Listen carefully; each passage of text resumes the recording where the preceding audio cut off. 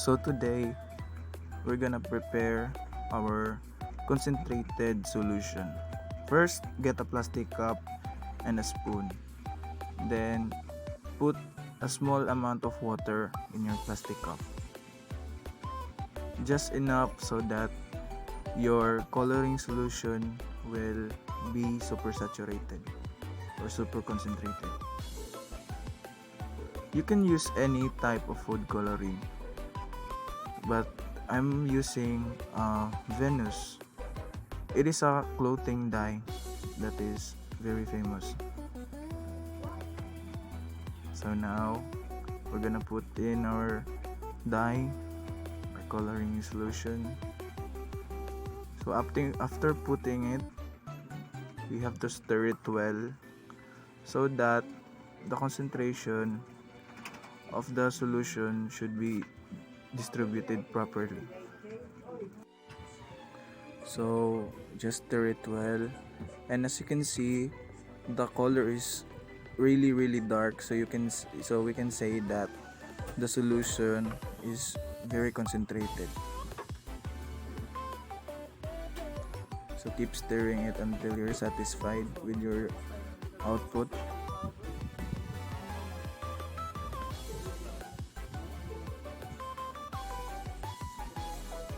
We're done. So for this example, we need 10 dilution blanks numbered 1 to 10. So now we're just gonna number our cups 1 up to 10.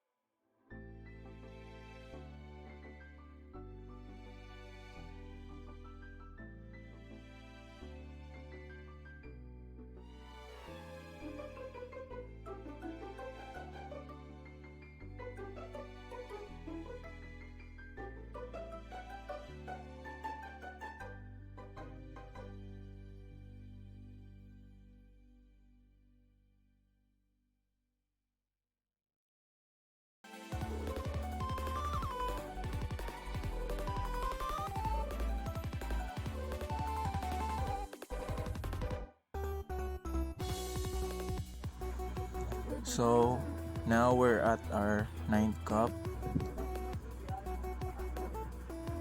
So we're almost done, and as you can see, there's a cat. So down to the last cup.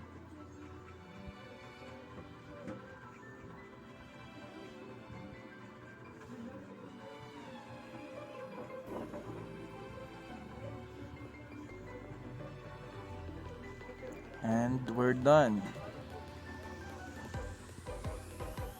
So, before we start diluting, we need to prepare several dilution blanks in our plastic cups containing your diluting liquid in exact quantities. So we're gonna put 4 tablespoons of our liquid, which is water. And your liquid could be growth media, saline, sterile water, or any other appropriate liquid. So anything liquid, you could use it. So now we're just gonna fill in our cups with the same amount of water.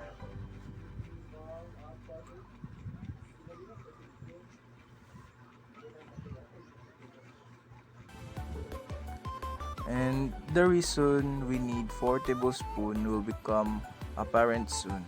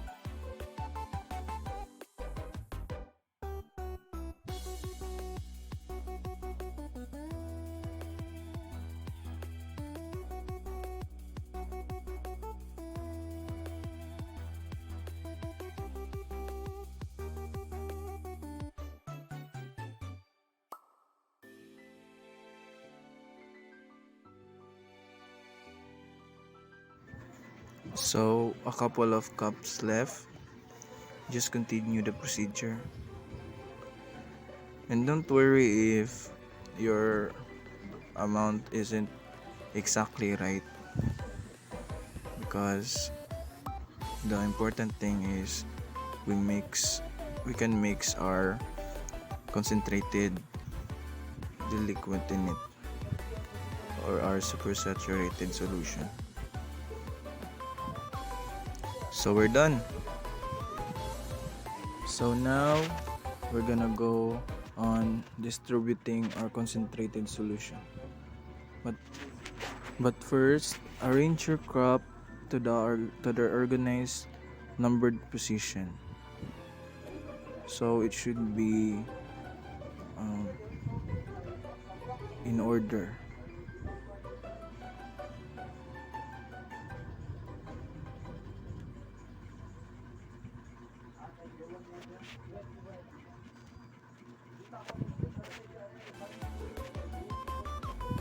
So after arranging the cups,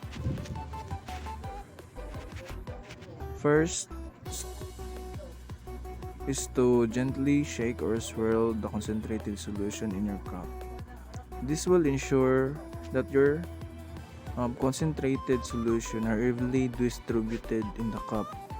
Remember to swirl always the cup before removing the liquid. So just as you can see, before I transfer it, I swirl it properly or shake it properly. And then once swirled carefully, transfer exactly 1 tablespoon from your concentrated solution cup to your cup 1 and until to your cup 2. Now you should have 5 tablespoons of liquid in your cup 1 up until your cup 2, 3, 4, 5, 6, 7, 8 until 10. Exactly a quarter of your concentrated solution are now in a new cup with a final volume of 5 tablespoons.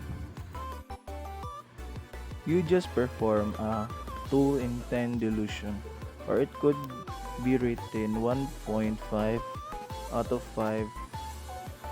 1.5 is the volume you transferred, and 5 is the final volume of the cup after the transfer.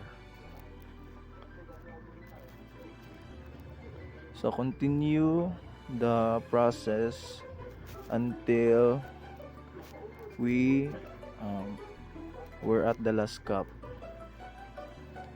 So just simply stir it. So now we're gonna talk about the importance of serial dilution. Serial dilution process keeps the amount of solute constant, but increase the total amount of solution, thereby decreasing its final concentration. When calculating dilution factors, it is important that the units for both volumes and concentration are the same for both sides of the equation. Dilution can be important when dealing with an unknown substance. By performing a dilution on a sample, it may reduce the interfering substance to a point where it no longer interferes with the test. When performing a dilution, there is an equation that can be used to determine the final concentration. So we're almost at the last cup. So after distributing from the super concentrated solution from the start up until to the 10th cup, here is the result. As you know, bacteria is all around us that is invisible to the naked eye, yet influencing every environment on Earth. So by performing serial dilution process, we can count the bacteria in a pond, canals, or unknown solution, or even your food, and check to minimize the count of bacteria to terminate it. A lot of geologists use this method when they encountered unknown sources of water, and serial dilution is also used in the medical field. Serial dilution is performed in a number of experimental science like biochemistry, pharmacology, physics, and homeopathy. In biochemistry, serial dilution is used to obtain the desired concentration of reagents and chemicals from a higher concentration. Serial dilution is used in microbiology to estimate the concentration or number of cell organisms in a sample to obtain an incubated plate with an easily countable number of colonies. In pharmaceutical laboratories, serial dilution is performed to receive the necessary concentration of chemicals and compounds, as this method is more effective than individual dilution.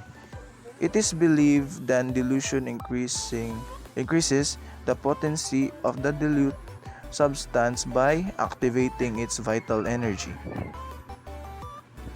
So that's it. Thank you for watching, and I hope that you've learned something in this video.